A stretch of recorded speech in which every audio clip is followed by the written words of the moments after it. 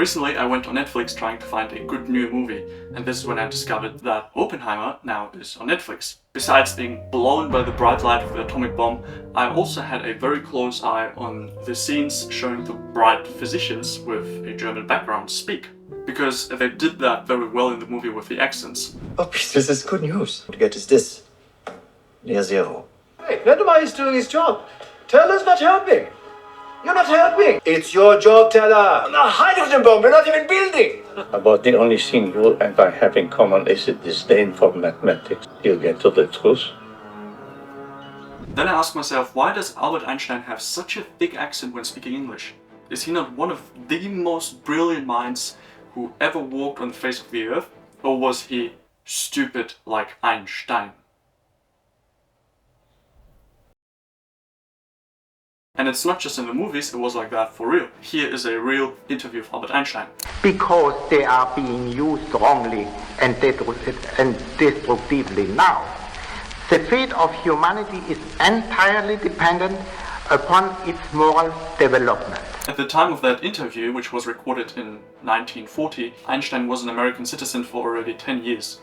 Another example, also somebody we all know and admire, is Arnold Schwarzenegger. Yeah! Stick around. Knock, knock. He's also known for his very thick German accent, even though he spent most of his life in America, had an American wife, and was surrounded by the English language all the time. So every rep that I do gets me closer to accomplishing that goal, to make this goal, this vision turn into reality. First of all, I want to point out though, that by talking about their bad English pronunciation, bad according to the standard English pronunciation. Now, of course, people will say there is no standard pronunciation. I know, accents, different locations, blah blah. But it's just fact that people like Schwarzenegger, Einstein, or like me who are not natives, we speak differently than English natives. That's just facts, okay? But anyway, by talking about it, we are not discrediting them in any way. The topic of this channel is languages regardless who we take as examples. Now, I made it so interesting how very smart people are not able to speak like English natives even after such a long time, but the answer is pretty simple. Maybe they just didn't want to. And that's it. That's totally fine. There is no problem about that. Arnold was busy hitting the gym and Einstein had other stuff to focus on, so language was more or less an incidental. I had some comments on that topic, the topic of accents, and I totally agree on them. There is nothing wrong about accents. However, some people have the ambition to sound as close as only possible as natives, and that's just amazing. Impressing people by speaking their language in a way where it sounds so natural that you can't distinguish that English is not his first language, and also speaking the language in a way where it sounds beautiful. Because if we're honest, some people just have such a thick accent that it just doesn't sound nice anymore. Now, I said that they were busy with other things and had no time for languages, but what I meant by that they never sat down and studied their pronunciation, studied their mouth movements, and you don't have to improve your pronunciation. As you know, guys, when I came to Australia 1.5 years ago, my English was also very unpleasant. But now people tell me that I sound like an Aussie, or I sound better than people who have lived here for over 10 years. And I also didn't focus my main time on improving my English pronunciation. I never visited a school or anything. In fact, I was just working most of the time. Like literally, Australia is so expensive, so if you want to have a reasonably normal lifestyle or want to afford a car for traveling and that kind of stuff, you just have to work most of the time.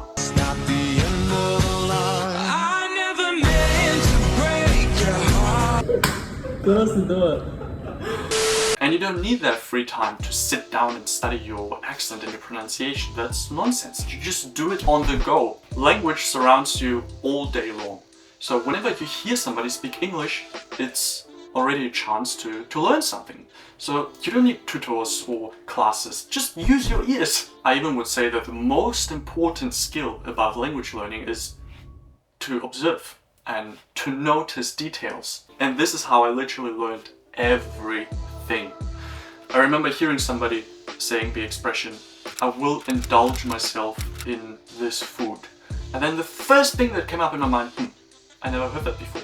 Alright, another time somebody else said that too. I will indulge myself, just another context. And from there on it just clicked. New word, new expression, learned.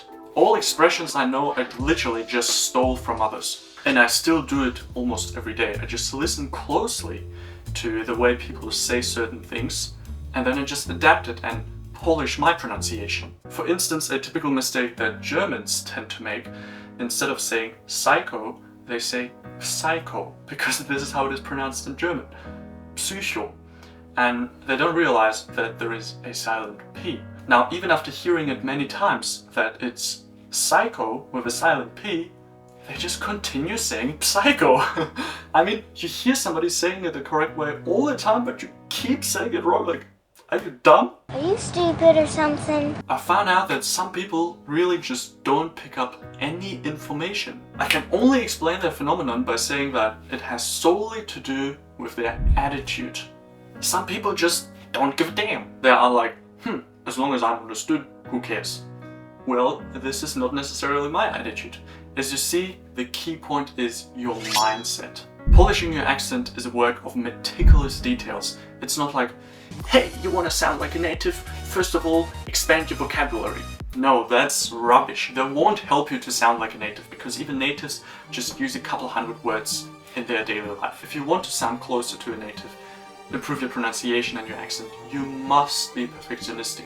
You must have this word that we have in German that describes that characteristic perfectly. You must be detailverliebt, which means in love with details. How good and how fast you are at that kind of intuitive learning has nothing to do with your intelligence. In fact, take me as an example.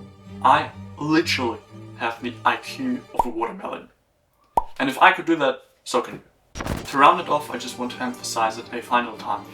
Your willingness matters most. Another very suitable German expression is die Ohren spitzen, to literally sharpen your ears like you sharpen a pencil. And this is what you gotta do.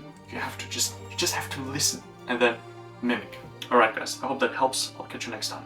Bye bye, auf Wiedersehen, tschüss, до свидания, Wally, 再见.